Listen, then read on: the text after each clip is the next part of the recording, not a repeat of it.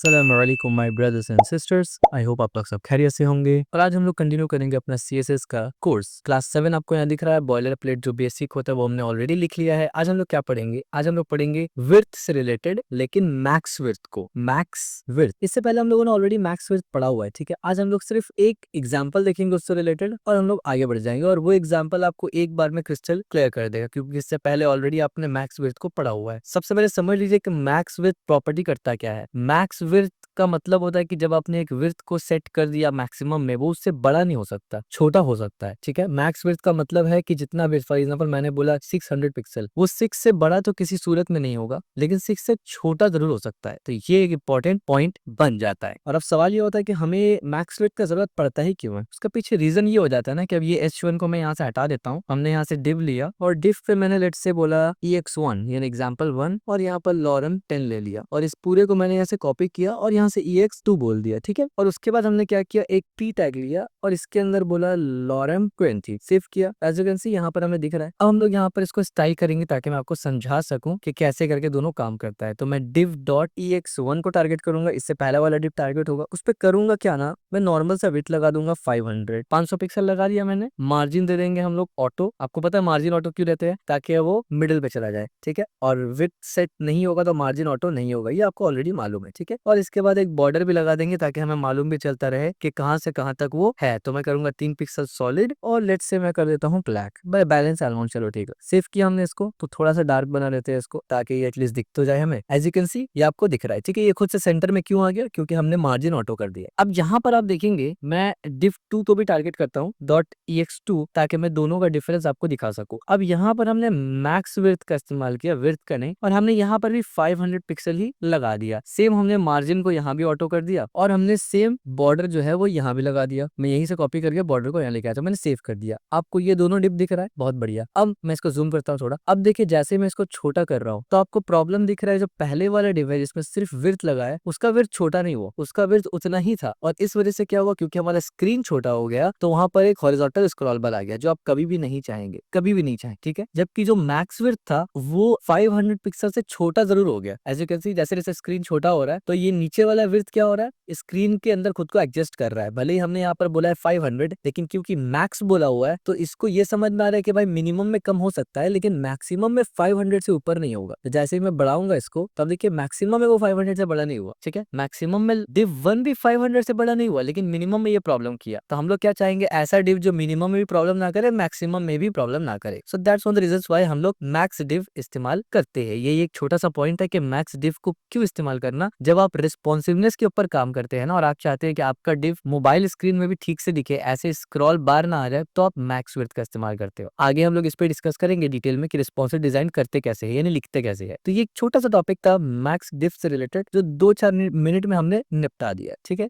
इसको यहाँ से मैं पूरा कमेंट आउट करूंगा और अब यहाँ से हम लोग सेकंड टॉपिक पढ़ने वाले हैं, विच इज डिटेल में पढ़ेंगे ऑफ कोर्स। और ये काफी इंपॉर्टेंट प्रॉपर्टी याद आता है हमारे सीएसएस में, which is position property. CSS में पोजीशन प्रॉपर्टी होता क्या है? तो देखिए सीएसएस में पोजीशन प्रॉपर्टी होता है कि सीएसएस में जिसके मदद से आप कंट्रोल कर सकते हैं एचटीएमएल की कोई भी एलिमेंट को कि वेब पेज में वो कहाँ दिखना चाहिए, यानी जितना भी एलिमेंट है वो कहाँ एग्जैक्टली दिखना चाहिए वेबसाइट पे, उसको कंट्रोल करने के लिए सीएसएस आपको पोजीशन प्रॉपर्टी देता है। और आप ये भी बोल सकते हैं कि जो पोजीशन प्रॉपर्टी है वो ओवरराइड करता है नॉर्मल डॉक्यूमेंट फ्लो का। नॉर्मल डॉक्यूमेंट फ्लो से मुराद क्या है? मिसाल के तौर पे मैंने यहाँ पर ऐसे पेस्ट किया, आप देख सकते हैं ये हमारे पास एक डिव है जिसमें स्टैटिक लगा है और ये डिव एलिमेंट पोजीशन स्टैटिक है। तो बाय डिफॉल्ट ये यहाँ दिख रहा है। ये ऊपर ही क्यों दिख रहा है? ये राइट साइड में नहीं दिख रहा है, ये बीच में नहीं दिख रहा है, ये नीचे क्यों नहीं दिख रहा? Point is this. तो वो इसका रीजन ये है कि अभी इसका पोजीशन स्टैटिक है। तो बाय डिफॉल्ट जैसे एलिमेंट आपको दिखता है वो स्टैटिक पोजीशन में ही होता है, ठीक है। लेकिन सीएसएस के मदद से, ये एचटीएमएल का तरीका है कि हर एलिमेंट बाय डिफॉल्ट स्टैटिक होता है एचटीएमएल में, लेकिन सीएसएस की मदद से आप इस पोजीशन को बदल भी सकते हैं। तो स्टैटिक तो बाय डिफॉल्ट होता है, लेकिन इसके अलावा कुछ प्रॉपर्टी होता है जो हम लोग एक एक करके पढ़ेंगे और समझेंगे। स्टैटिक के अलावा एक होता है रिलेटिव, एक होता है फिक्स, एक होता है एब्सोल्यूट और एक होता है स्टिकी, ठीक है। तो मैं यहाँ पर लिख देता हूँ पोजीशन के अंदर एक होता है रिलेटिव, इसी तरीके से एक होता है फिक्स्ड, FIXED फिक्स्ड, एक होता है एब्सोल्यूट और एक होता है स्टिकी, ठीक है, IKY स्टिकी। और जब ये यानी इनमें से कोई एक चीज आप इस्तेमाल करते हैं स्टैटिक के अलावा, रिलेटिव हो, फिक्स्ड हो, एब्सोल्यूट हो या स्टिकी हो, तब आपको वैल्यू मिलता है सीएसएस की तरफ से टॉप, बॉटम, लेफ्ट या राइट का। यानी टॉप की तरफ भेजना है, राइट की तरफ, बॉटम या लेफ्ट की तरफ, ठीक है। जब इनमें से कोई प्रॉपर्टी यूज करेंगे तो अभी बाय डिफॉल्ट स्टैटिक प्रॉपर्टी है, इसमें राइट लेफ्ट बॉटम कोई भी आपको वैल्यू नहीं मिलता, ठीक है, क्योंकि यहाँ पर आपके पास कंट्रोल नहीं होता। तो अगर मैं दोबारा से यहाँ पर लिख के दिखाऊं div डॉट स्टैटिक, अब ये ऑलरेडी स्टैटिक ही है पर मैं जस्ट आपको लिख के दिखा रहा हूँ कि मैंने पोजीशन कर दिया स्टैटिक और बॉर्डर 2 पिक्सल सॉलिड ब्लैक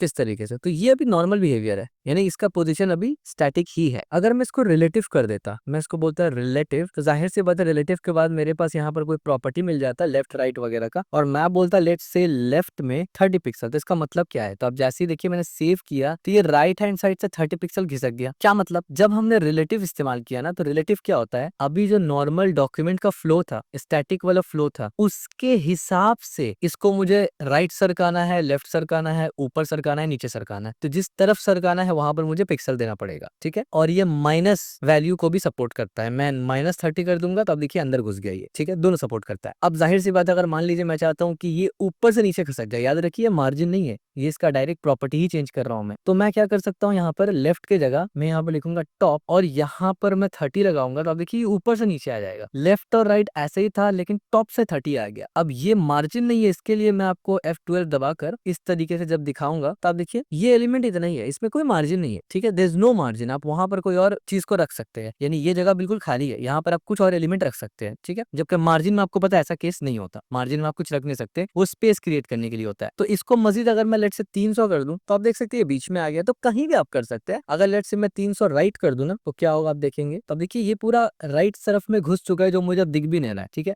मैं बड़ा करूंगा तब भी ये दिखेगा नहीं, एज यू कैन सी, ठीक है। तो मैं 30 करूंगा तो ये मुझे थोड़ा सा दिखेगा, तो आप देख सकते हैं ये नॉर्मल फ्लो नहीं होता, और इवन स्क्रॉल बार भी नहीं है आपके पास, एज यू कैन सी आपके पास कोई स्क्रॉल बार नहीं है अभी, ठीक है। तो वो एलिमेंट गायब हो गया बेसिकली, ठीक है। लेकिन अगर आप इस पर डबल क्लिक करेंगे ना, डबल क्लिक करेंगे इस तरीके से, ऐसे डबल क्लिक पूरा करते हैं और कंट्रोल C करके मैं कहीं पेस्ट करता हूं, तो आप देखिए मुझे एलिमेंट पूरा मिल रहा है। इसका मतलब है कि एलिमेंट कटा नहीं है, एलिमेंट मौजूद है, पर आपको दिखेगा नहीं क्योंकि वो ब्राउजर के एरिया से बाहर निकल चुका है, ठीक है। तो रिलेटिव ये काम करता है, लेकिन एक चीज हमेशा ध्यान रखना कि रिलेटिव कैसे काम करता है। जो नॉर्मल अभी फ्लो चल रहा है आपका, जैसे बाय डिफॉल्ट आप इस्तेमाल कर रहे हैं, जैसे HTML हर एलिमेंट को स्टैटिक बनाता है, उसके हिसाब से ये राइट लेफ्ट बॉटम और चूज करेगा, ठीक है। रिलेटिव में ये होता है। तो मैं रिलेटिव का कोड आपको दूंगा, तो इस वजह से मैं यहाँ पर इसको कमेंट आउट कर देता हूँ। देन दोबारा से मैं div डॉट स्टैटिक को कोड करूंगा यहाँ से, और अब मैं आपको समझाऊंगा पोजीशन फिक्स्ड क्या होता है। जब आप किसी भी प्रॉपर्टी को बोलते हैं ना पोजीशन इस तरीके से फिक्स, द मोमेंट आपने पोजीशन फिक्स्ड बोला ना, तो इसका मतलब ये है कि ये जो पोजीशन फिक्स होगा एलिमेंट का, वो व्यू पोर्ट के रिलेटिव होगा। व्यू पोर्ट का मतलब है कि कितना एरिया आपका दिख रहा है यहाँ पर ब्राउजर में, उसके हिसाब से होगा। इसका मतलब ये है कि हमेशा ये एक ही जगह पे दिखेगा, ये हमेशा एक ही जगह पे दिखेगा, क्योंकि जो आपके ब्राउजर में जितना एरिया दिख रहा है उसके हिसाब से काम करेगा। तो जाहिर सी बात है ब्राउजर का अगर आप खुला हुआ है तो एक ही जगह आपको दिखेगा, ब्राउजर के हिसाब से है।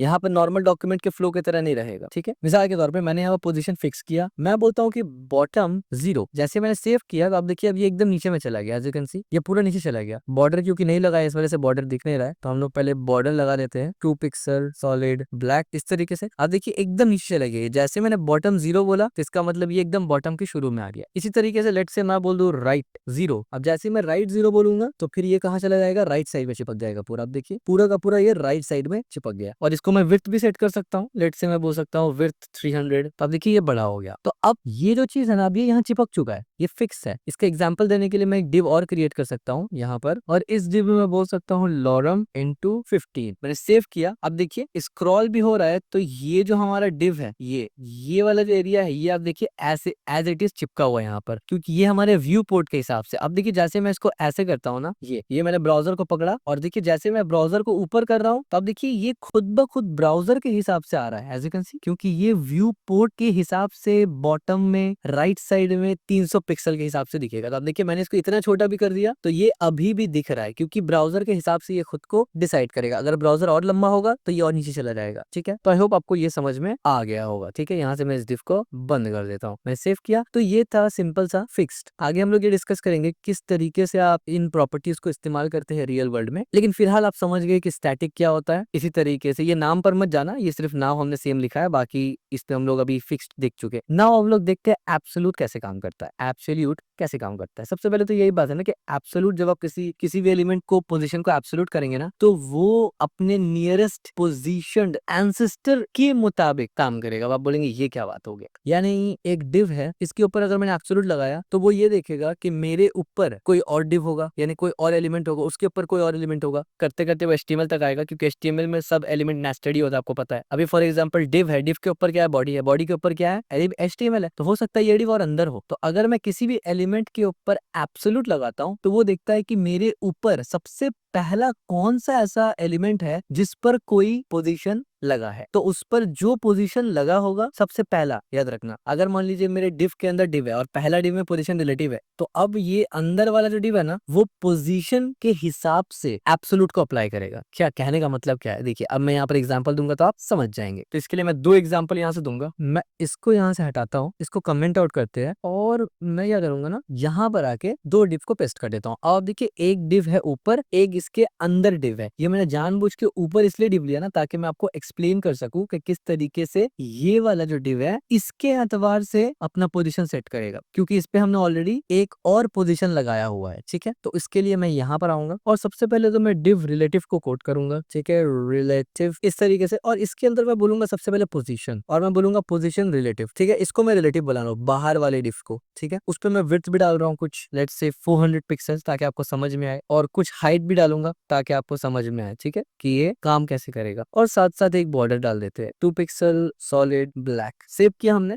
तब देखिए ये बाहर वाला डिव है। ठीक है, ये बाहर वाला डिव जिसको हमने पोजीशन किया रिलेटिव। अब हम लोग पोजीशन इस्तेमाल करेंगे एब्सोल्यूट का, एब्सोल्यूट में बी होगा एब्सोल्यूट। ठीक है, इस तरीके से। अब पोजीशन में मैं जाऊंगा और बोलूंगा एब्सोल्यूट, इसके बाद मैं बोलूंगा टॉप 80 पिक्सल। ये मैं समझाऊंगा आपको अभी क्या कैसे काम कर रहा है। मैं बोलूंगा राइट 0 पिक्सल, इसका विड्थ मैं देता हूँ 200 पिक्सल, और इसका हाइट में देता हूँ 100 पिक्सल, और इसके अंदर मैं बॉर्डर देता हूँ 3 पिक्सल सॉलिड रेड। सेव किया जैसे मैंने। अब देखिए ये यहाँ पर आई हो। अब इसमें मैं बताना क्या चाह रहा हूँ, बताना मैं ये चाह रहा हूँ कि अभी जो इसमें टॉप 80 लगा है ना, वो किस हिसाब से लगा है। अब मैं यहाँ पर आपको एक और एग्जांपल देने लगा हूँ। अब आप देखिए, ये हमारा रिलेटिव डिव है, ये हमारा एब्सोल्यूट वाला है। रिलेटिव का आपको मालूम है क्या होता है। रिलेटिव में अगर मैं टॉप से कुछ पोजीशन लगाऊंगा तो ये नीचे आ जाएगा। मैं वही काम करूंगा, मैं बोलूंगा टॉप से मुझे 100 पिक्सल को नीचे करो, तब देखिए ये टॉप से 100 पिक्सल नीचे आ गया। ठीक है, यहाँ पर भी हमने बोला टॉप से 80 पिक्सल। तो अगर कायदे के हिसाब से देखा जाए तो जब ये वाला डिव को हमने 100 किया और ये इतना लेवल पे आ रहा है, इस पोजीशन पे आ रहा है, तो इसको तो हमने 80 किया ना, ये तो इसके ऊपर होना चाहिए, लेकिन ये तो इसके भी नीचे है। ऐसा क्यों? उसका पीछे रीजन ये है कि ये जो रिलेटिव डिव है ना, ये गिनना शुरू कहां से करता है कि भाई मुझे 80% नीचे आना है। ये रिलेटिव गिनना शुरू कहां से करता है? रूट टैग से, HTML के यहाँ से, यहाँ पर से वो गिनना स्टार्ट करता है। यानी जो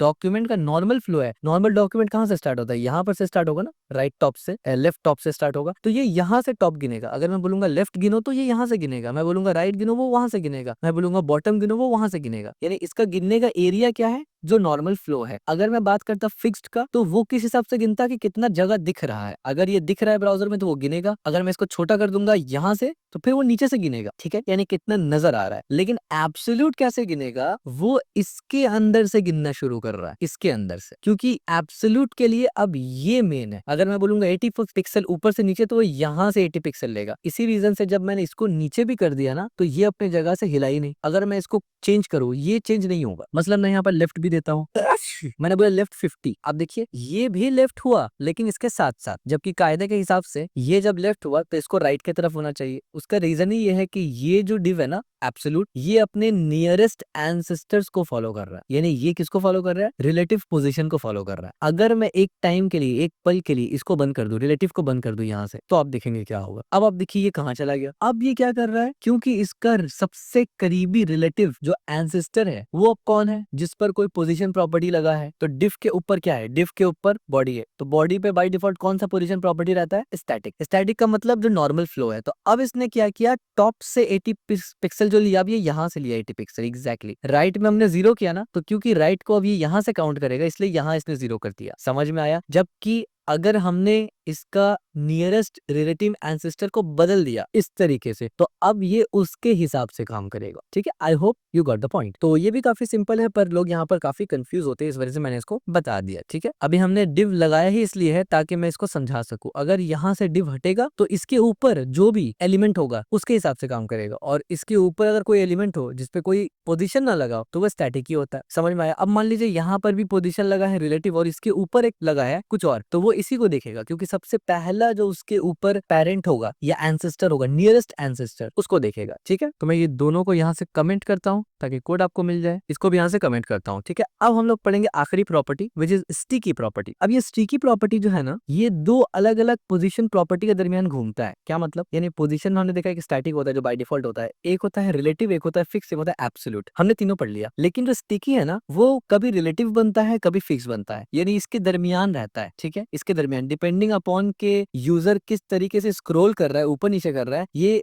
स्टिकी भी होता है खुद से, यानी स्टिकी से मुराद रिलेटिव भी होता है खुद से और फिक्स भी होता है। तो जब रिलेटिव और फिक्स को मिला दे तब जाके स्टिकी बन जाता है। अब आपको सुनने में बड़ा ही कॉम्प्लेक्स लगता होगा, लेकिन बड़ा ही आसान है ये। तो ये स्टिकी को रिप्रेजेंट करने के लिए मैंने यहाँ से सिंपल सा एक कोड मैंने डिफ को यहाँ से पेस्ट किया ताकि ये थोड़ा सा बड़ा हो, कुछ इस तरीके से। हालांकि ये बड़ा है नहीं, तो मैं एक काम करता हूँ, इस पी को मल्टीपल टाइम पेस्ट कर देता हूँ। हाँ जी, ये स्क्रॉल आ गया। हालांकि मल्टीपल टाइम जरूरत नहीं है, उसका पीछे रीजन ये है कि हमने पैडिंग दिया हुआ है, तो इस तरीके से सेव कर देते हैं। अब आप देखिए यहाँ पर लिखा तो इतना ही है, लेकिन आपको दिख रहा होगा मेरे पास स्क्रॉल बार दिख रहा है। उसका पीछे रीजन ये है कि हमने यहाँ पर पैडिंग 2000 पिक्सल दिया हुआ है, इस वजह से स्क्रॉल बार दिख रहा है। ठीक है, तो ये किसी पर्पस से दिया है हमने। अब मैं आपको स्टिकी समझाने लगा हूँ कि स्टिकी का मतलब क्या होता है। देखिए, सबसे पहले मैं क्या करूंगा, डिफ पर टारगेट करूंगा, और डिफ के अंदर जो नाम हमने लिखा है स्टिकी, STICKY स्टिकी, उसको मैंने टारगेट किया यहाँ से। और अब इसके अंदर मैं सबसे पहले बनाऊंगा position not inherit position sticky. अब ये इनहेरिट क्या होता है? वैसे बाय द वे आपको ऑलरेडी पता है इनहेरिट क्या होता है, जो भी उसके पेरेंट का प्रॉपर्टी रहेगा उसको ले लेगा। तो अभी बाय डिफॉल्ट क्या होता है, हर एलिमेंट का स्टैटिक होता है, तो वो स्टैटिक ही बन जाएगा। ठीक है, स्टिकी लगाया हमने बोला टॉप 0 पिक्सल, और अभी तक हमने सेव नहीं किया इसको, तो एक बार मैं सेव करता हूँ लिख के ताकि आपको समझ में आए। मैंने बैकग्राउंड कलर को ग्रीन बना दिया, और मैंने बोला बॉर्डर भी आ जाए 2 पिक्सल सॉलिड, और हैशल डेसिमल का वैल्यू मैं ले लेता हूँ 4CAF50। सेव किया जैसे मैंने, तो आप देख सकते हैं यहाँ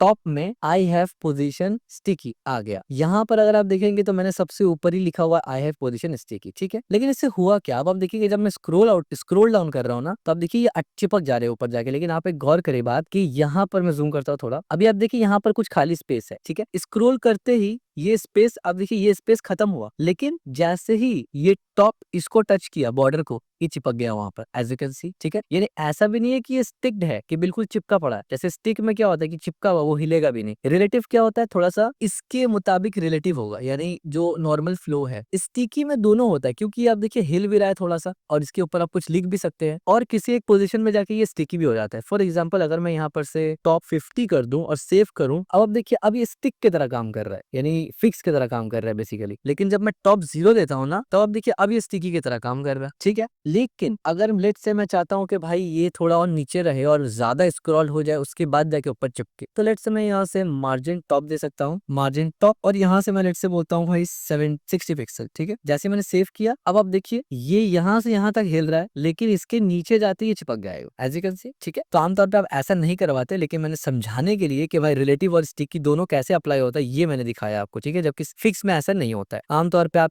इसको नहीं देते, आमतौर पे आप 0 ही रखते हैं, जो कि हल्का सा हिलेगा और फिर जाके ऊपर चिपक जाएगा। So that's it. आमतौर पे स्टिकी जो होता है ना, वो हेडर में इस्तेमाल होता है, यानी नैव बार में इस्तेमाल होता है, नेविगेशन बार में। इसी तरीके से साइड कंटेंट में इस्तेमाल होता है, जब आप स्क्रॉल करें तो उस वक्त, और टेबल के ऊपर जो हेडर्स होता है ना, टेबल रो, उस पे इस्तेमाल होता है इसका। तो जब हम लोग रियल वर्ल्ड में कुछ बनाएंगे ना, उस वक्त हम लोग इसका एप्लीकेशन भी समझेंगे कि कैसे अप्लाई होता है ये। तो मैं इसको यहाँ से कमेंट करता हूँ, और इसको भी यहाँ से कमेंट करता हूँ। ठीक है, और इसको मैं यहाँ से ऐसे बंद कर देता हूँ ताकि कोड आपको मिल जाए। नाउ अब हम लोग पढ़ने वाले हैं एक न्यू टॉपिक सी, यानी सी नहीं CSS में, which is z index. Z index, मैंने एक्स इंडेक्स लिख दिया गलती से, it's not x, it's z index. ठीक है, अब ये जी इंडेक्स क्या है, हमने मैक्स फिल्ड समझा 2-4 मिनट में, हमने पोजीशन प्रॉपर्टी को डिटेल में समझा 15-20 मिनट में, और अब हम लोग जी इंडेक्स समझ रहे हैं। ये भी काफी ज्यादा अहम और एक तरफ से देखा जाए तो इंटरमीडिएट टू एडवांस लेवल का प्रॉपर्टी होता है। इंटरमीडिएट टू एडवांस लेवल का मतलब ये नहीं है कि बहुत डिफिकल्ट है ये। इंटरमीडिएट टू एडवांस लेवल का मतलब ये है कि इसका इसका इस्तेमाल आप इंटरमीडिएट टू एडवांस लेवल पे ही करेंगे, बेसिक लेवल पे इसका जरूरत ही नहीं पड़ेगा। हाँ, जहां तक बात है इसका प्रॉपर्टी का, तो ये कोई बहुत ज्यादा कॉम्प्लेक्स नहीं है, बहुत ही सिंपल है। तो मैं सबसे पहले तो आपके सामने कोड लिखूंगा कुछ, और इसका एग्जाम्पल से ही आपको सब कुछ समझ में आ जाएगा, यानी मजीद इसमें एक्सप्लेनेशन की जरूरत नहीं पड़ेगी आई गेस। तो मैं सबसे पहले तो एक डिव लेता हूँ, इस पे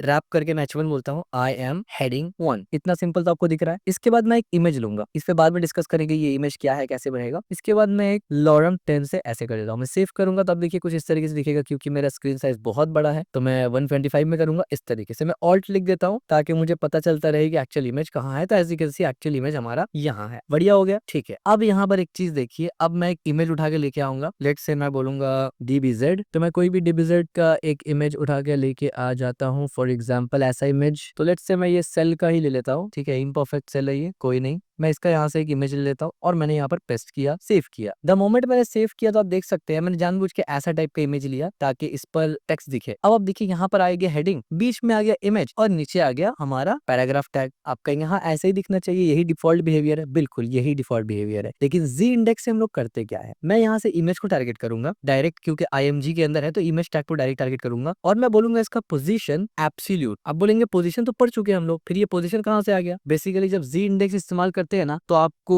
पता ही चलेगा कि पोजीशन के ऊपर ही जी इंडेक्स समझ में आएगा। पोजीशन अगर नहीं है तो आप जी इंडेक्स को समझ ही नहीं सकते, ठीक है। वो कैसे मैं समझाता हूँ। लेफ्ट में मैंने बोला 0 पिक्सल और वैसे ही मैंने बोला क्या, टॉप में मैंने बोला 0 पिक्सल। जैसे मैंने सेव किया, अब आप एक चीज देख सकते हैं, मैंने क्या बोला कि भाई ये इमेज जो है, ये इमेज जो है इसका पोजीशन को एब्सोल्यूट करो। एब्सोल्यूट क्या करता है, अपने नियरेस्ट एंसेस्टर को देखता है, उसमें कौन सा पोजीशन प्रॉपर्टी लगा है उसके बेसिस पे करेगा। अभी हमारा नियरेस्ट एंसेस्टर में कोई पोजीशन प्रॉपर्टी नहीं है, तो इमेज का नियरेस्ट एंसेस्टर कौन है, ये डिव है। तो बाय डिफॉल्ट डिव में कौन सा प्रॉपर्टी होता है, स्टैटिक होता है। तो स्टैटिक है, स्टैटिक का मतलब जो नॉर्मल जो फ्लो होता है वैसे ही काम करेगा। तो इसलिए इसने क्या किया, ऊपर से गिनती किया, मैंने टॉप 0 कर दिया तो ये ऊपर चिपक गया, लेफ्ट 0 कर दिया इसने लेफ्ट में चिपका दिया। सवाल ये पैदा होता है कि ये और ये तो अब नजर ही नहीं आ रहा है, छुप गया ना इसके पीछे। तो अब हम लोग यहाँ पर जी इंडेक्स का इस्तेमाल करते हैं ये डिसाइड करने के लिए कि जब एक दूसरे के ऊपर कोई पोजीशन ओवरलैप करे तो कैसे दिखाना है। समझ में आया। तो अगर हम लोग चाहते हैं कि इमेज ही दिखे और अंदर जो टेक्स्ट लिखा वो ना दिखे फिर तो ठीक है, लेकिन हम लोग चाहते हैं कि भाई इमेज के ऊपर टेक्स्ट दिखे, तो हम लोग क्या करेंगे, यहाँ पर कुछ भी नहीं, डॉट जी इंडेक्स और आप यहाँ पर कर देंगे -1। इमेज को -1 किया, यानी अब इमेज नीचे चला जाएगा। द मोमेंट मैंने सेव किया, आप देखिए ये इमेज के ऊपर आ गया क्योंकि मैंने इमेज को नीचे किया, ठीक है। अगर मैं माइनस हटा दूं तो आप देखिए अब इमेज ऊपर है, तो मैं -1 करके इमेज को नीचे कर दिया हमने, ठीक है। दैट्स इट, यही है जी इंडेक्स। यानी जब आप पोजीशन प्रॉपर्टी इस्तेमाल करते हैं तो बाजुकात एक के ऊपर एक ओवरलैप करता है तो एक छुप जाता है, तो आप डिसाइड कर सकते हैं कि भाई दिखाना कौन सा है, छुपाना कौन सा है। क्लियर हो गया मेरे ख्याल से, बिल्कुल क्लियर हो गया। अब एक और एग्जांपल मैं दूंगा जिससे और मजीद क्रिस्टल क्लियर हो जाएगा आपको पूरा का पूरा कॉन्सेप्ट। अब देखिए मैंने सिंपल से यहाँ पर 3 कंटेनर लिया है, box, black box, grey box, green box, और इसको मैं यहाँ पर अच्छे से स्टाइल करूंगा ताकि जी इंडेक्स आपको बहुत डिटेल में समझ में आ जाए। देखिए किया क्या, पहले तो मैं ये दिखा देता हूँ। कंटेनर को हमने पहले रिलेटिव बना दिया। कंटेनर क्या है हमारा, यहाँ पर ये कंटेनर है, मेन डिव कंटेनर है, उसको हमने रिलेटिव कर दिया। रिलेटिव करने के बाद हमने क्या किया, ब्लैक बॉक्स को, ये ब्लैक बॉक्स है, इसका पोजीशन हमने रिलेटिव किया और इसको हमने जी इंडेक्स 1 पे रखा, ठीक है। जी इंडेक्स 1 पे रखा और बाकी सब तो हाइट वेट आपको पता है। ग्रीन बॉक्स जो आपको दिख रहा है इसको हमने एब्सोल्यूट किया, तो जाहिर सी बात है एब्सोल्यूट किसके बेसिस पे होगा, इसके बेसिस पे होगा क्योंकि नियरेस्ट एंसेस्टर वही है। इसको मैंने 3 जी इंडेक्स दिया, तो आप देख सकते हैं क्योंकि मैंने इसको 3 जी इंडेक्स दिया, ब्लैक वाला लाइन अब नहीं दिख रहा है, ये इसके ऊपर आ चुका है। और हाइट वेट तो आपको मालूम है, टॉप बॉटम ये आपको पता है। और ग्रीन बॉक्स को हमने 2 जी इंडेक्स दिया, एज यू कैन सी। तो ये इस तरीके से। अच्छा, अगर मैं यहाँ पर लेट्स से इनका पोजीशंस को थोड़ा सा आगे पीछे करूं, बल्कि पोजीशन से बेहतर है मैं ग्रीन वाले को लेता हूं, इसका हाइट बढ़ा देता हूं मैं 200 पिक्सल। अब आप एक चीज देख सकते हैं क्या हुआ, यानी ग्रीन वाला ब्लैक वाले के तो ऊपर है लेकिन ग्रे वाले के नीचे है। क्यों ग्रे वाले के नीचे है, क्योंकि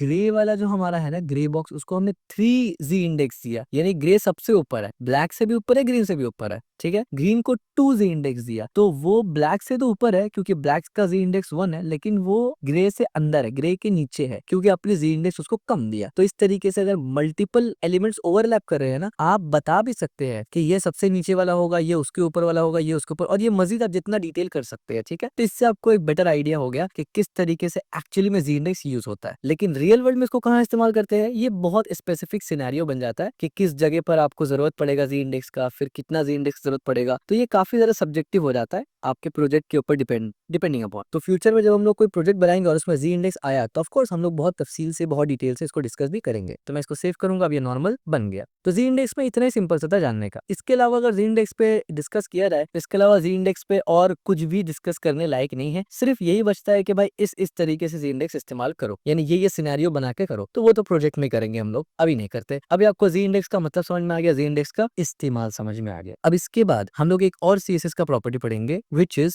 मैं यहाँ पर कमेंट लगाता हूँ, ओवरफ्लो। ओवरफ्लो प्रॉपर्टी के बारे में हमने काफी सारे क्रैश कोर्स पहले, यानी 2-3 क्रैश कोर्स से पहले हमने डिस्कस किया था कि ओवरफ्लो को हम लोग काफी डिटेल से पढ़ने वाले हैं। एंड ऑफ कोर्स आज हम लोग ओवरफ्लो को बहुत डिटेल से पढ़ने वाले हैं। और ये एक ऐसा टॉपिक है जो 70-80% आप जब प्रोजेक्ट बनाएंगे, सीरियस प्रोजेक्ट, वहां पर इसका जरूरत पड़ेगा आपको। तो ये जरूरी प्रॉपर्टी है, बहुत इंपॉर्टेंट है, बहुत यूजफुल है। तो इस पे ध्यान दीजिए बहुत ज्यादा। सीएसएस ओवरफ्लो प्रॉपर्टी ये क्या करता है? आसान शब्दों में ओवरफ्लो क्या करता है? आपको पता है हर एक एलिमेंट का बाय डिफॉल्ट कुछ हाइट और विड्थ होता है। जब भी कोई एलिमेंट ओवरफ्लो करे, जब भी कोई एलिमेंट ओवरफ्लो करे, उसका एक एरिया है वो उसके बाहर जा रहा है, फिट नहीं हो रहा है, तब जाके ओवरफ्लो प्रॉपर्टी हमारे सामने आता है। और हम लोग ये कंट्रोल करते हैं कि किस तरीके से उस ओवरफ्लो को हैंडल करना है। उसमें से बुनियादी तो ये होता है कि भाई वो ओवरफ्लो दिखे भी कि ना दिखे। तो एक तो हम लोग चाहेंगे दिखे, जो कि बाय डिफॉल्ट दिखता है। एग्जांपल दूंगा, अभी समझ में आ जाएगा आपको। दूसरा हम लोग कर सकते हैं ओवरफ्लो को हिडन। अगर हम लोग ओवरफ्लो को हिडन कर देंगे ना, तो जो भी एलिमेंट उस एरिया से बाहर जा रहा है वो नजर ही नहीं आएगा आपको। तो एक तो विजिबल है जो बाय डिफॉल्ट दिखता है, एक है जो नजर ही नहीं आएगा। दूसरा होता है स्क्रॉल, कि आप चाहेंगे कि भाई वो नजर तो आए और साथ साथ हमारा वेबसाइट को खराब ना करे, इसलिए स्क्रॉल डाल दो। Now what do I mean by website को खराब ना करे? तो यहाँ पर आता है एग्जांपल्स, जिससे आपको मसला समझ में आएगा। तो इसके लिए मैं क्या करता हूँ, सिंपल सा हम लोग इसी डिफ का इस्तेमाल, बल्कि इसको मैं कमेंट कर देता हूँ ताकि सीएसएस के साथ आपको ये मिल जाए। यहाँ पर मैं एक डिव लेता हूँ, काफी सिंपल सा एग्जांपल होने वाला है। मैं इसको लॉरेम 40 कर देता हूँ इस तरीके से। तो ठीक ठाक एक हमें साइज मिल गया। इसके बाद मैं बोलूंगा क्लास, और मैं बोलूंगा div1, सेव करके मैं ऊपर जाऊंगा और यहाँ पर आके मैं सिंपल सा बोलूंगा क्या, कि div.div1।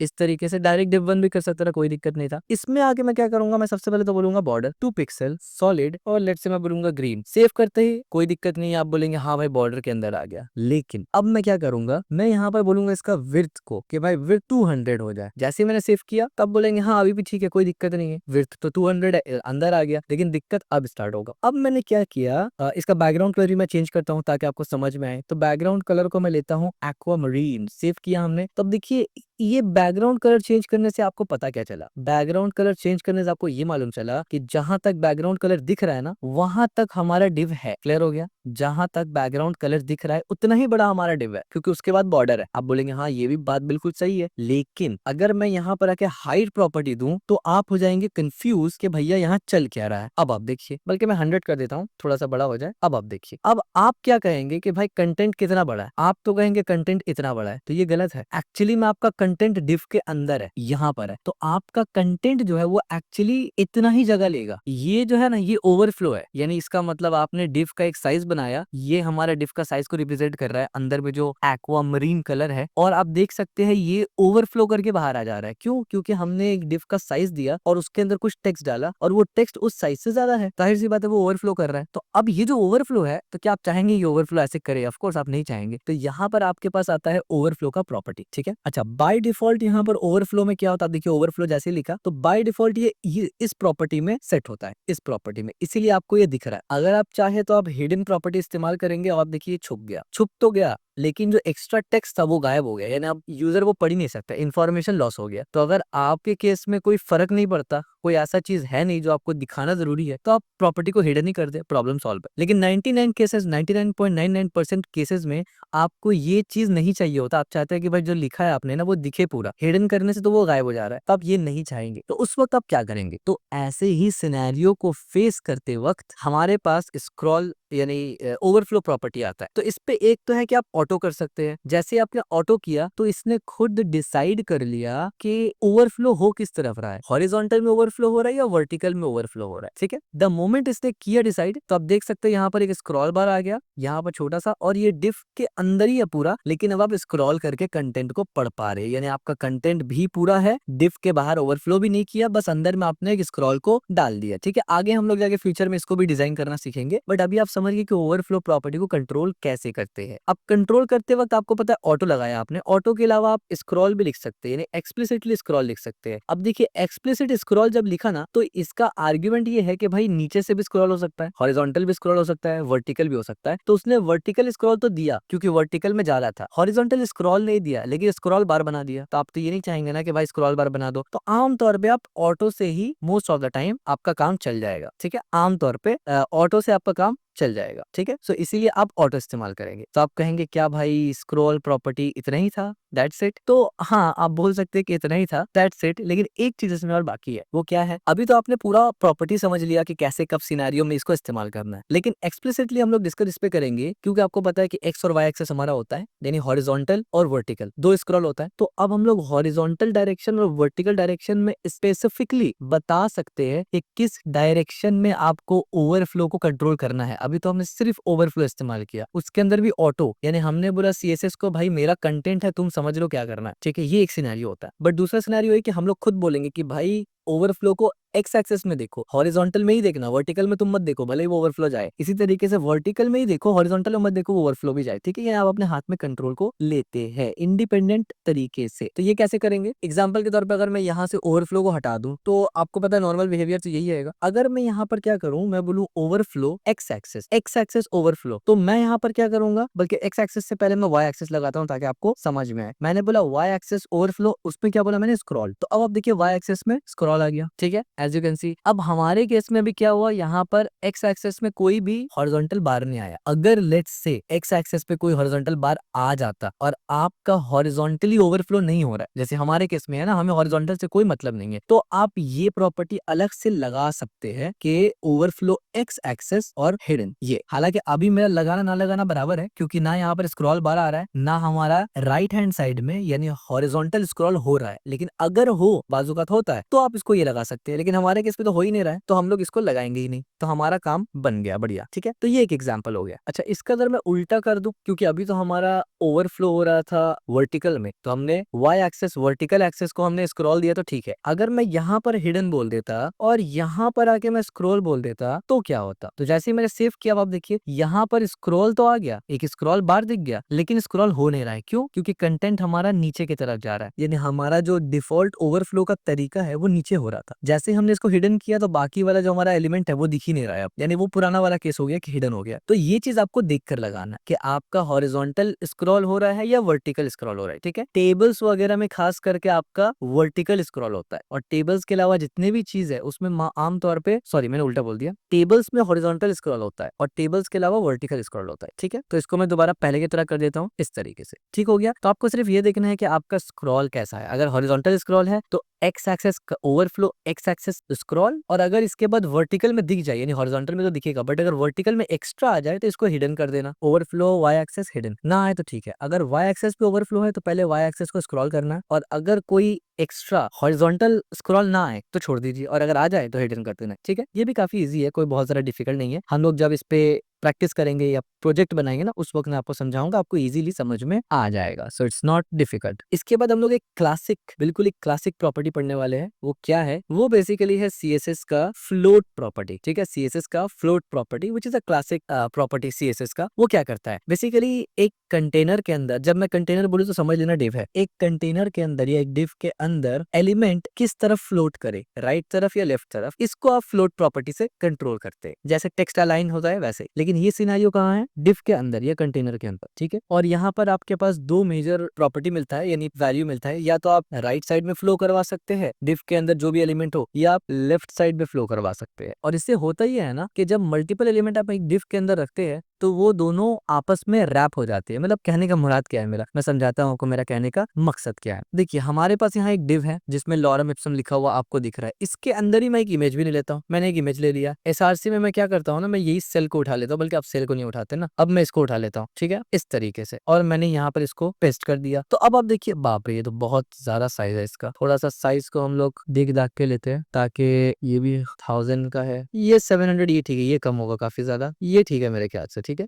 700 इज बहुत ज्यादा नहीं है, चलिए इसको इस्तेमाल करते हैं। सेव किया हमने, बढ़िया। इसको हम लोग इजीली थोड़ा सा साइजिंग कर देंगे तो अच्छा हो जाएगा। हालांकि मैं बड़े वाले को भी साइज कर सकता था, पर चलिए कोई बात नहीं। अब देखिए यहाँ पर हमने डिव ले लिया। अब यहाँ पर पहले तो मैं इसको थोड़ा सा क्लास लगा के छोटा ही करूंगा, अब अदरवाइज फिर समझाना भी मुश्किल है। मैं क्या करूंगा, इमेज के अंदर मैं जाऊंगा और सिंपल सा मैं इमेज को क्या बोलूंगा, भाई इसका विड्थ को थोड़ा छोटा करो, 200 पिक्सल कर दो। विड्थ 200 पिक्सल हो गया। अच्छा, अब यहाँ पर आपने एक चीज देखा कि जैसे ही मैंने विड्थ को 200 पिक्सल किया, इसी लाइन से ये लॉरम शुरू हो गया, ठीक है। जबकि ऊपर का लाइन खाली है। ऊपर का लाइन खाली इसलिए क्योंकि ये ब्लॉक लेवल एलिमेंट है, और इमेज के यहाँ से स्टार्ट हुआ क्योंकि ये इनलाइन एलिमेंट है। खैर इस पे हमने ऑलरेडी डिस्कस किया हुआ है। अब मैं क्या करता हूँ, मैं बोलता हूँ इसका हाइट भी 200 पिक्सल कर दो। फिर मैं आपको प्रॉपर एग्जांपल दे सकता हूँ, बल्कि इसका हाइट छोड़ देते हैं, खराब हो जाएगा वरना पिक्सल खराब हो जाएगा। ये है। अब देखिए हमारा डिव है। डिव को मैं यहाँ पर थोड़ा सा बॉर्डर लगाऊंगा ताकि आपको थोड़ा अच्छा लगे, और डिव को मैं बॉर्डर लगाने के लिए हमारे पास div 1 का ऑप्शन है। तो हम लोग क्या करेंगे, यहाँ पर div 1 करके मैं यहाँ से बोलूंगा भाई बॉर्डर 2 पिक्सल सॉलिड येलो, बल्कि येलो एकदम बेकार लग रहा है तो मैं यहाँ से थोड़ा सा ग्रेइश ले लेता हूँ और मैंने सेव कर दिया, ठीक है। ये हमारा बॉर्डर है। अब आप देख सकते हैं ये जो बॉर्डर है ना, ये हमारा एक पूरा डिव है। ये पूरा एक डिव है। इस डिव के अंदर दो चीज मौजूद है। एक चीज जो है वो तो टेक्स्ट है, डायरेक्ट टेक्स्ट है इसमें। As you can see div के अंदर डायरेक्ट टेक्स्ट है, कोई पी टैग नहीं है। और दूसरा हमारे पास इमेज है। अब देखिए ये बाय डिफॉल्ट ऐसे दिखता है, बाय डिफॉल्ट ही ऐसे दिखता है कि ये दिखेगा और फिर अजीब सा मतलब लग रहा है। लेकिन मैं यहाँ पर अगर थोड़ा सा चेंज करूँ, फ्लेट से मैं पहले मार्जिन देता हूँ, मैं बोलूंगा मार्जिन लेफ्ट और 15 पिक्सल, ये तो आप बोलेंगे ये तो और भी अजीब लग रहा है। लेकिन अगर मैं इस इमेज को ऐसे कर दूं ना, यहाँ से मैं इस इमेज को बोलूं कि फ्लोट राइट, जैसे मैंने सेव किया, अब आप देखिए अब ये किस तरीके से आपस में एडजस्ट कर रहा है। यानी अब ये इमेज राइट को आ गया और ये जो जगह खाली था ये टेक्स्ट यहाँ भर गया। समझ में आया आपको किस तरीके से एडजस्ट कर पाए हम लोग। अच्छा, अगर मैं यहाँ पर इसको लेफ्ट बोलता तो क्या ये एडजस्ट नहीं करता? तो जैसे मैंने लेफ्ट बोला, आप देखिए लेफ्ट पे भी एडजस्ट कर रहा है। अच्छा, यहाँ से अब मुझे ये हटा देना चाहिए क्योंकि मार्जिन फिर लेफ्ट में खराब लगेगा। एज यू कैन सी ये यहाँ से भी एडजस्ट कर रहा है। लेकिन अगर मैं फ्लोट नहीं लगा रहा था तो ये कोई एडजस्ट नहीं कर रहा था, ऐसे था। तो फ्लोट प्रॉपर्टी यही करता है कि एलिमेंट यानी डिव के अंदर वो प्रॉपर्टी को इनलाइन में चेंज करता है। यानी ये ब्लॉक लेवल था, इसको इनलाइन बना दिया और राइट और लेफ्ट करके रैप कर दिया प्रॉपर तरीके से, ठीक है। तो जैसे ही मैंने फ्लोट किया, यहाँ से फ्लोट लेफ्ट बल्कि राइट करता हूँ, तो अब देखिए ये इमेज राइट साइड में चला गया और यहाँ से थोड़ा सा मार्जिन देता हूँ तो ठीक लगेगा। और यहाँ पर से हमें अपना डिव दिख गया। अगर मैं इसको थोड़ा बड़ा करूँ इस तरीके से तो आपको और सही दिखेगा, एज यू कैन सी। बल्कि अब देखिए अब यहाँ पर क्या हुआ कि इमेज इस कंटेनर से ओवरफ्लो कर रहा है, ठीक है। ये सब हम लोग आगे देखेंगे कि अब देखिए ना स्क्रीन साइज बदलने की वजह से कितना दिक्कत होता है। यहाँ पर ठीक था, जैसे स्क्रीन साइज बदला तो अब ये छोटा हो गया, ठीक है। तो ये सब कैसे फिक्स करते हैं ये सब हम लोग पढ़ेंगे कि आपको ऐसा बनाना सिखाऊंगा मैं कि भाई जो डिजाइन आप करेंगे चाहे स्क्रीन छोटा हो बड़ा हो वो सेम रहेगा। पर अभी हम लोग क्या समझ रहे हैं, अभी हम लोग समझ रहे हैं फ्लोट प्रॉपर्टी। तो फ्लोट प्रॉपर्टी इसलिए आता है, मोस्ट ऑफ द टाइम 80-90% आप फ्लोट प्रॉपर्टी इस्तेमाल करेंगे ही नहीं, उसके जगह फ्लेक्स बॉक्स या ग्रिड इस्तेमाल करेंगे। लेकिन कभी कभी छोटा मोटा काम के लिए, अब आप जाहिर सी बात है एकदम छोटे काम के लिए आप ग्रिड और फ्लेक्स बॉक्स तो इस्तेमाल नहीं करेंगे ना, ठीक है। यानी इसका एग्जांपल ऐसे है कि गली मोहल्ला का लड़ाई हो गया और लोग कॉल करे कि यार आप स्पेशल फोर्स कमांडोज को लेके आए, तो ये तो वो ज्यादा ही हो गया ना। मतलब आर्मी को कहाँ से लेके आएंगे आप, वो तो बड़ा लेवल का कोई प्रॉब्लम हो तो इंसान आर्मी को या कमांडोज को लेके आते हैं। आप गली मोहल्ला का लड़ाई है तो जाहिर सी बात है छोटा मोटा लोग यहाँ फैसला कर देते हैं। तो उसी तरीके से छोटी मोटी काम के लिए आप फ्लोट प्रॉपर्टी इस्तेमाल करें, ग्रिड और फ्लेक्स बॉक्स को यूज ना करें। It's recommend. क्यों? क्योंकि ये हम लोग ग्रिड फ्लेक्स बॉक्स में ही पढ़ेंगे तब आपको समझ में आएगा, ठीक है। तो ये फ्लोट प्रॉपर्टी था, एक क्लासिक प्रॉपर्टी है, जानना आपको जरूरी है। अगर कोई इसको नहीं जानता तो भी वो मतलब कर लेगा काम मोस्ट ऑफ द टाइम। ये बहुत इंपॉर्टेंट नहीं है क्योंकि अब ये डेप्रिकेटेड है एक तरफ से। ये डेप्रिकेटेड मतलब ऑफिशियली डेप्रिकेटेड नहीं है, इसका इस्तेमाल डेप्रिकेट हो चुका है, काम नहीं मतलब लोग इस्तेमाल नहीं करते इसका। बट फिर भी आपको पता होना चाहिए कि ऐसे छोटे मोटे काम के लिए ये बेस्ट होता है, ठीक है। सो इस वजह से हमने एज पर नॉलेज इसको भी देख लिया क्योंकि ये क्लासिक सीएसएस का प्रॉपर्टी है। ग्रिड और फ्लेक्स बॉक्स वगैरह आने से पहले यही था जो छाया हुआ था, ठीक है। सब कुछ इसी के मदद से होता था। तो इसमें एक प्रॉपर्टी लेफ्ट आता है जिसमें फ्लोट लेफ्ट हो जाएगा, एक प्रॉपर्टी राइट आता है जिसमें फ्लोट राइट हो जाएगा, एक प्रॉपर्टी नन होता है। नन का मतलब है कि फ्लोट नहीं लगा होगा, जो कि बाय डिफॉल्ट होता है कि फ्लोट नहीं लगा होता। और एक प्रॉपर्टी इनहेरिट होता है, वो अपने पेरेंट का जो भी उसका प्रॉपर्टी है फ्लोट का उसको ले लेगा। तो जाहिर सी बात है अगर हम लोग इनहेरिट भी कर देंगे तो अगर इस डिफ पे फ्लोट प्रॉपर्टी कुछ नहीं लगा तो वो भी नन है इसका मतलब, तो वो वैसे ही सेम टू सेम काम करेगा, ठीक है। तो राइट एग्जांपल हमने देख लिया, लेफ्ट एग्जांपल हमने देख लिया। अब यहाँ पर हम लोग पढ़ेंगे क्लियर या क्लियर फिक्स प्रॉपर्टी। अब देखिए ये वही बात था क्लियर फिक्स वाला में, जैसे हमने बताया कि अभी तो बिल्कुल सब ठीक है, लेकिन जैसे मैं इसको बड़ा कर रहा हूँ तो आप देखेंगे यार ये इमेज तो बाहर आ गया। पर आप नहीं चाहेंगे कि ये इमेज बाहर आए, आप चाहेंगे यार इमेज डिव के अंदर रहे, जाहिर सी बात है। तो कैसे करके करेंगे डिव के अंदर? काफी आसान सा चीज है, एकदम बिल्कुल सिंपल सा। आइए उसको भी देख लेते हैं। सबसे पहले तो क्लियर प्रॉपर्टी के बारे में समझते हैं। क्लियर प्रॉपर्टी इस चीज को स्पेसिफाई करता है ना कि जिस पर आपने फ्लोट लगाया उसके बगल में जो एलिमेंट है ना वो क्या काम करेगा, उसका किरदार ही क्या होगा, वो कैसे सेटअप होगा। और क्लियर प्रॉपर्टी इस कंटेनर के अराउंड जो रैप करता है ना, आपको पता है मैंने बताया फ्लोट क्या करता है, कंटेनर में रैप करता है, उससे रिलेटेड ये काम करता है। ठीक है, तो इस प्रॉपर्टी में यानी जो हमारा क्लियर होता है ना, इसमें नन होता है, लेफ्ट होता है, राइट होता है, बोथ होता है, इनहेरिट होता है। ठीक है, तो इस पे क्या मतलब काम कैसे करता है, तो आइए मैं आपको ये दिखा देता हूँ कि ये काम कैसे करता है, तो आपको समझ में आएगा। और इसको दिखाने से पहले मैं इसको ऐसे ही छोड़ देता हूँ, नीचे में जाके मैं एक और डिव लेता हूँ। तो इसको मैं यहाँ से कमेंट नहीं करता, इसको खुला ही रखते हैं, ऐसे ही रहने देते हैं। ठीक है, ये ऐसे ही रहे। इसके नीचे में आके क्या करता हूँ ना, इसी डिव के नीचे आके मैंने यहाँ से एक पेस्ट कर दिया चीजों को। तो आप देखिए यहाँ पर हमने कुछ पेस्ट किया, अब हम लोग इसको डिजाइन करेंगे। div 3 div 4 है और div 1 div 2 है। ठीक है, अब मैं यहाँ पर आके स्टाइल में, बल्कि div 1 मैं यहाँ पर नहीं लगाऊंगा, मैं यहाँ पर नाम चेंज करता हूँ, my div 1 कर देते हैं इसको। ठीक है, ताकि वो ओवरराइड ना हो जाए, तो my div 1। ठीक है, सेव हो गया, बढ़िया। अब देखिए यहाँ पर मैं सबसे पहले क्या करता हूँ ना, डॉट div 2, और div 2 के अंदर मैं बोलूंगा पैडिंग 10 पिक्सल, बॉर्डर में लगाऊंगा 3 पिक्सल सॉलिड रेड। सेव करूंगा, आप तो देख सकते हैं कि इस पे रेड का पिक्सल लग गया, ताकि आपको समझ में आए। और मैं इसका विड्थ को 200 पिक्सल में सेट कर देता हूँ इस तरीके से। क्लियर हो गया, यहाँ तक आपको समझ में आ रहा है। ठीक है, इसके बाद मैं div 3 को टारगेट करूंगा ऐसे, और फिर div 3 में मैं बोलूंगा फ्लोट लेफ्ट, इस तरीके से। अब आप बोलेंगे div 3 तो दूसरा था ना, ठीक है समझाता हूँ मैं आपको, टेंशन मत लीजिए। पहले मैं यहाँ पर लिख लूँ पूरा, उसके बाद मैं यहाँ से बोलता हूँ border 3 pixel and solid and red. मैंने सेव किया जैसे इसको, तब आप देखिए ये किस तरीके से सेव हो गया, यानी ये बाहर है, ये अंदर है। अब ये एक और डिव बाकी है, उसको स्टाइल करेंगे तो आपको मजीद कॉन्सेप्ट क्लियर हो जाएगा। मैं बोलूंगा div 4। अब यहाँ पर गौर से देखना, मैंने पैडिंग लगाया 10 पिक्सल। ठीक है, सेव भी कर देता हूँ एक बार। ठीक है, इसके बाद मैंने बॉर्डर लगाया, ताकि इसका बॉर्डर भी तो दिखना चाहिए, और मैं बोल रहा हूँ सॉलिड, और मैं बोलूंगा रेड। सेव किया हमने। इसके बाद हमने यहाँ पर इसका भी विड्थ लगाया 200 पिक्सल। ठीक है, इस तरीके से। और इस पे क्यों नहीं आया भाई, इस पे क्यों नहीं आया ये, ओ अच्छा, div 1 को तो हमने टारगेट ही नहीं किया ना, ये तो my div 1 था ना, इसको भी टारगेट करेंगे हम लोग। बोलेंगे div 1, और इसके अंदर हम लोग लगाएंगे फ्लोट लेफ्ट प्रॉपर्टी। तभी मैं समझू कि नजर क्यों नहीं आ रहा है। पैडिंग 10 पिक्सल, और यहाँ पर मैं बोलूंगा border 3 pixel solid red. Save किया। अब आप देखिए यहाँ पर आप देख सकते हैं कि अभी यहाँ पर क्या है, मैंने क्या किया, ये एक div बनाया, इसके अंदर फ्लोट प्रॉपर्टी लगाया। तो आप देखिए div को मैंने फ्लोट लेफ्ट किया, तो ये लेफ्ट में आ गया, और यहाँ से इसका कंटेंट आ गया। सेम काम यहाँ पर भी हो रहा है। लेकिन अब मैं div 4 में आके, div 4 कौन सा है हमारा, ये बड़ा वाला, ये पूरा हमारा div 4 है, उसके ऊपर div 3 है। ठीक है, तो मैं कहां पर लगा रहा हूँ ये चीज, div 4 में। मैंने बोला क्लियर, और क्लियर के बाद मैंने बोला लेफ्ट। द मोमेंट मैंने सेव किया, तो आप देखिए ये क्या हुआ कि क्लियर लेफ्ट हो गया, ये ऊपर आ गया, ये फ्लोट अंदर है, ये फ्लोट बाहर है। समझ में आया आपको, यानी हम लोग इसको अंदर या बाहर रखेंगे, ये हम लोग क्लियर से डिसाइड करते हैं। ठीक है, अब हमने यहाँ पर क्लियर को इस्तेमाल नहीं किया था, ये बाय डिफॉल्ट अंदर है, हम लोग चाहे तो बाहर रख सकते हैं। लेकिन आप कहेंगे ये वाला प्रॉब्लम का इससे क्या ताल्लुक है, इसका क्या ताल्लुक है इससे, हाँ इसका भी ताल्लुक है। ये प्रॉब्लम, यानी एक तो प्रॉब्लम ये था ना कि अगर इसको बाहर निकालना हो तो हमें पता चल गया कि भाई क्लियर कर देंगे तो बाहर हो जाएगा, नहीं करेंगे तो अंदर रहेगा। लेकिन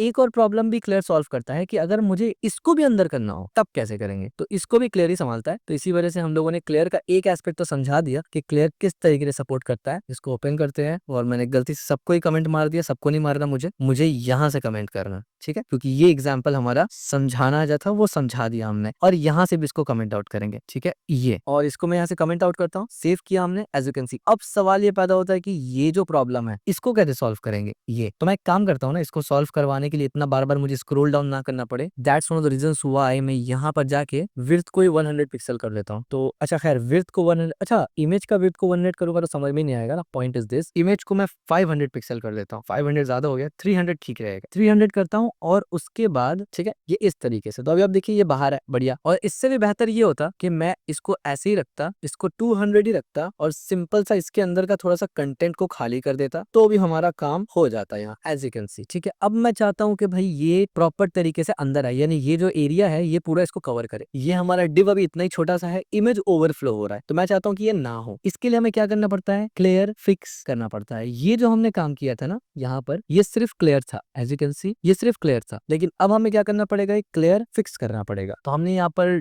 div 1 को ऑलरेडी लिया हुआ है। अब यहाँ पर हम लोग को एक और, मतलब मैं एक और आपको ट्रिक समझा देता हूँ कि क्लास का बेनिफिट क्या है। देखिए मैंने यहाँ पर इस div को टारगेट किया my div 1 लिख के। अब मैं दोबारा से चाहता हूँ कि मैं इसी क्लास को टारगेट करूँ, लेकिन दूसरे नाम से, क्योंकि मुझे कुछ ऐसा काम करना है जो my div 1 के सब एलिमेंट मुझे नहीं करना। कैसे करेंगे, मैं यहाँ पर एक स्पेस दूंगा और मैं लेट से यहाँ पर लिखता हूँ क्लियर फिक्स। अब क्या होगा कि क्लियर फिक्स लिख कर भी मैं इसी एलिमेंट को टारगेट कर सकता हूँ और div1 से भी। तो मैंने क्या किया, एक स्टाइल div1 से लगा दिया, दूसरा स्टाइल मैंने क्लियर फिक्स से लगा दिया। और क्लियर फिक्स को हमने अलग इसीलिए किया था क्योंकि हम लोगों को यहाँ पर इस्तेमाल करना था दूसरा चीज, हमने लिखा आफ्टर, और यहाँ पर हमने क्या किया, कंटेंट, और हमने रखा एम्प्टी स्ट्रिंग। इस पे हम लोग डिस्कस करेंगे आगे। और क्लियर बोथ जैसे मैंने सेव किया और इसके बाद मैं करूंगा डिस्प्ले टेबल। अब देखिए द मोमेंट मैंने डिस्प्ले टेबल किया तो अब ये पूरा का पूरा इसमें आ गया और हमारा इमेज के हिसाब से हमारा डिव काम कर रहा है। ठीक है, अब ये जो चीज है ना, ये सीएसएस का कोई रूल नहीं है कि ऐसे करोगे तो ऐसे ही होगा। ये एक टेक्निक और ट्रिक है कि जब आप ये प्रॉपर्टी इस्तेमाल करते हैं तो ऐसा प्रॉब्लम आना कॉमन है। इसको सॉल्व करने के लिए टेक्निक है कि क्लियर फिक्स को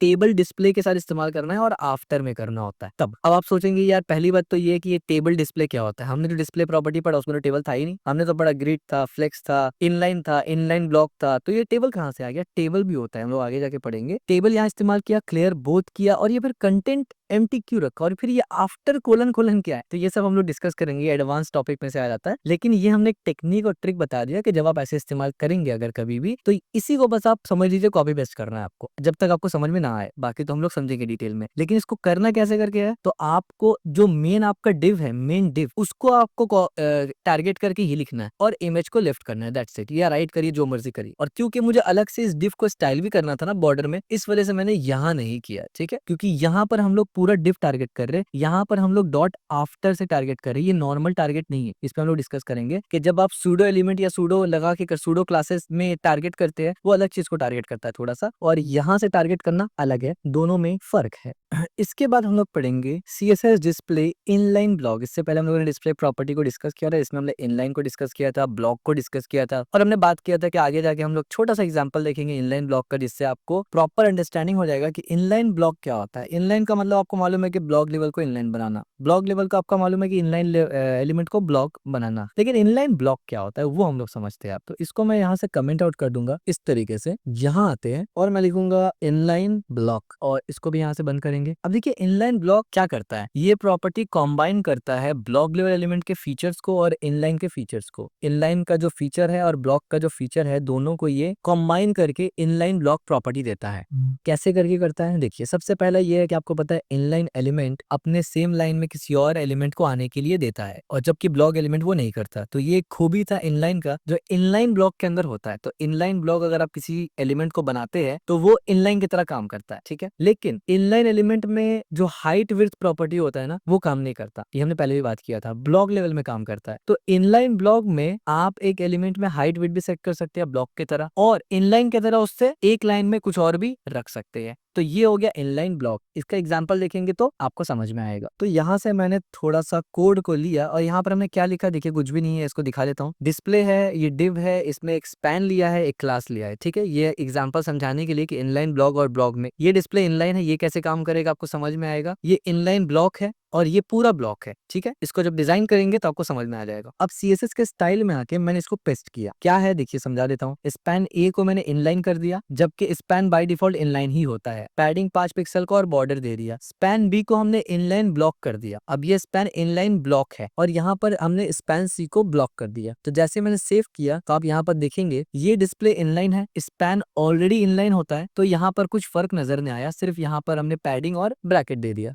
दैट्स इट। और अगर यहाँ पर आप देखेंगे डिस्प्ले ब्लॉक में, तो जैसे ही हमने इनलाइन को ब्लॉक किया, ये नेक्स्ट लाइन पे आ गया, और हमने इसमें हाइट और विड्थ सेट किया तो यहाँ सेट भी हो गया एज यू कैन सी। लेकिन क्योंकि ब्लॉक बनाया तो ये नेक्स्ट लाइन पे आ गया। जबकि स्पैन बी में आप देखेंगे तो हमने इनलाइन ब्लॉक बनाया, जिससे हुआ ये कि ये ब्लॉक लेवल एलिमेंट तो बन गया, लेकिन ये अभी भी इनलाइन है, बीच में है, और इसमें हम लोग हाइट विड्थ भी सेट कर पा रहे हैं। ठीक है, तो ब्लॉक लेवल और इनलाइन लेवल का दोनों का खूबी इनलाइन ब्लॉक के अंदर होता है। ठीक हो गया। इसका एक और एग्जाम्पल दूंगा मैं। आमतौर पे नैव बार वगैरह इससे बनाया जाता है नॉर्मली नेविगेशन के लिए, तो ये कोड आपको मैं दे दूंगा यहाँ से। ये परफेक्ट एग्जांपल है ब्लॉक इनलाइन और इनलाइन ब्लॉक को समझने के लिए। एक यूएल यहाँ पर हमने पेस्ट किया और इसको भी हम लोग यहाँ से कमेंट आउट करेंगे। और यहाँ पर आके मैं क्या करूंगा ना, स्टाइल के अंदर सिंपल सा एक स्टाइल लेके आया। मैंने क्या किया, कुछ भी नहीं किया। नैव को हमने बैकग्राउंड कलर ग्रे दे दिया, लिस्ट स्टाइल टाइप नन कर दिया, मार्जिन पैडिंग, ये सब हम लोग ऑलरेडी पढ़ चुके हैं। और नैव के अंदर हमने एलाई एक्सेस किया, उसको इनलाइन ब्लॉक बना दिया। चाहते तो इनलाइन बनाते, काम चलता, लेकिन इनलाइन ब्लॉक बनाने की वजह से इसमें हाइट विड्थ अगर फ्यूचर में चाहे तो दे सकते। इनलाइन बना देंगे तो हाइट विड्थ दे नहीं पाएंगे। और फॉन्ट और पैडिंग दे दिया। मैं द मोमेंट मैंने इसको सेव किया तो अब देखिए एक सिंपल सा नेविगेशन बना दिया हमने, ठीक है। इसको अगर मैं इनलाइन ऐसे लिख दूं, सेव करूं, तो अब देखिए इसने क्या किया, फॉन्ट साइज तो लिया लेकिन पैडिंग नहीं लिया। लेकिन इनलाइन ब्लॉक बना देंगे तब जाके ये दोनों ले रहा है, ठीक है। और साथ साथ हाइट विड्थ भी लेगा ये,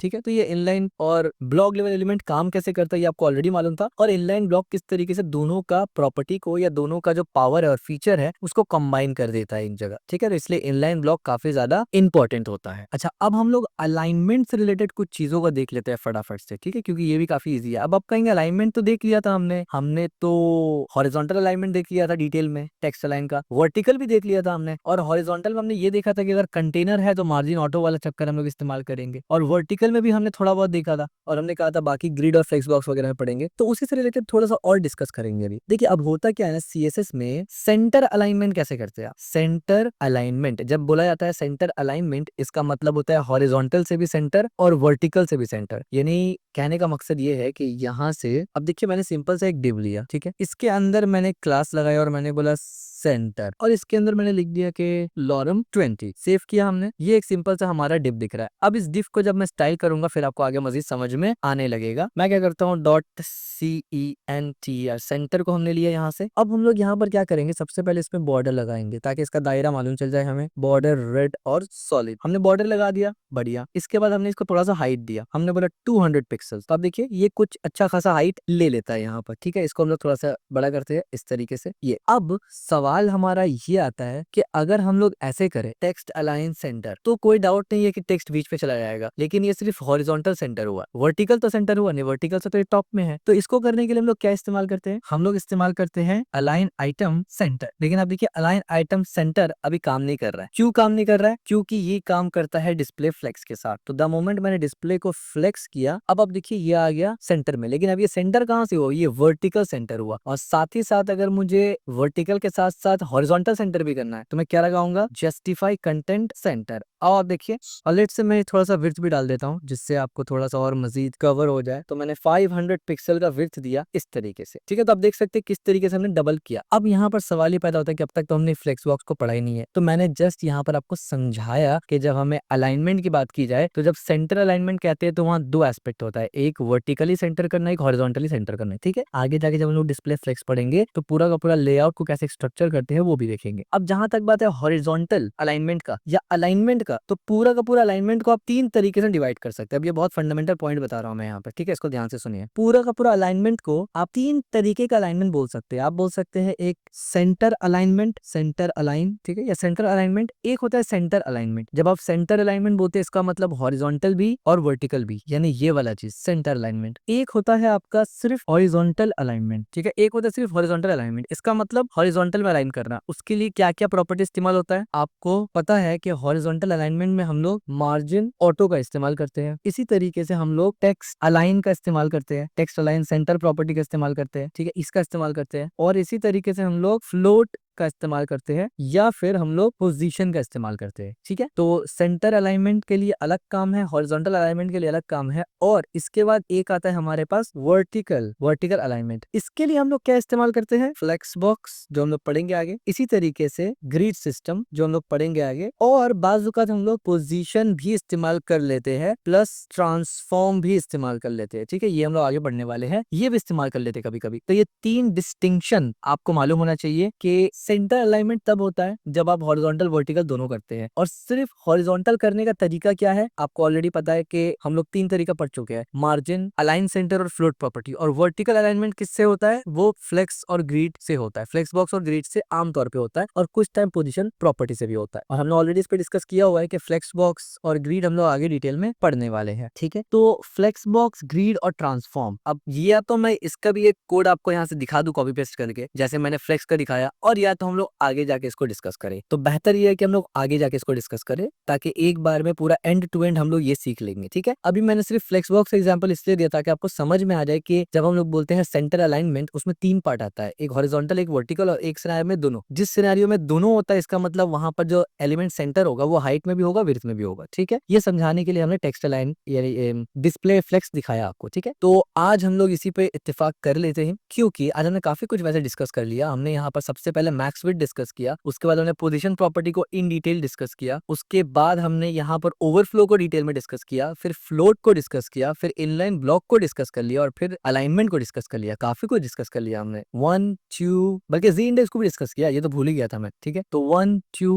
3 4 5 6 7 छोटा छोटा टॉपिक था, लेकिन 7 अलग अलग टॉपिक हमने डिटेल में कवर कर लिया एक डिटेल क्रैश कोर्स में। ठीक है, नेक्स्ट जो हमारा क्रैश कोर्स आएगा ना, वहां पर हम लोग बिल्कुल ही ब्रांड न्यू टॉपिक पढ़ेंगे और काफी डिटेल से वो टॉपिक आएगा, क्योंकि वो टॉपिक में लोग बात नहीं करते जब सीएसएस में पढ़ते हैं। जस्ट फॉर कि आपका क्यूरियोसिटी बना रहे, हम लोग इन डिटेल समझेंगे सीएसएस में कॉम्बिनेटर्स क्या होते हैं। बहुत इंपॉर्टेंट है, बहुत लोगों को ये कॉम्प्लेक्स लगता है, जो इंशाल्लाह मैं कोशिश करूंगा आसान बना दूं। ठीक है, और कॉम्बिनेटर का यूज, कॉम्बिनेटर्स का इस्तेमाल इस चीज को कहीं ना कहीं रिप्रेजेंट करता है कि आप सीएसएस को कितना डिप लेवल पे समझते और जानते हैं, क्योंकि विदाउट सीएसएस को डिप लेवल पे समझे आप कॉम्बिनेटर्स यूज नहीं कर सकते रियल प्रोजेक्ट में। ठीक है, और कॉम्बिनेटर्स के बाद हम लोग 2 और बड़ा ऐसे टॉपिक पढ़ेंगे जो लोग टच नहीं करते। ठीक है, तो नेक्स्ट क्रैश कोर्स बहुत अहम होने वाला है। उसमें डिटेल में हम लोग 3 ऐसा टॉपिक पढ़ेंगे जिसको लोग टच नहीं करते, पर हम लोग बहुत डिटेल पढ़ेंगे। एक तो ये कॉम्बिनेटर्स, जिसमें 4 किस्म के कॉम्बिनेटर्स आता है। डिसेंडेंट कॉम्बिनेटर्स है, चाइल्ड कॉम्बिनेटर है, नेक्स्ट सिबलिंग कॉम्बिनेटर्स है और सीक्वेंस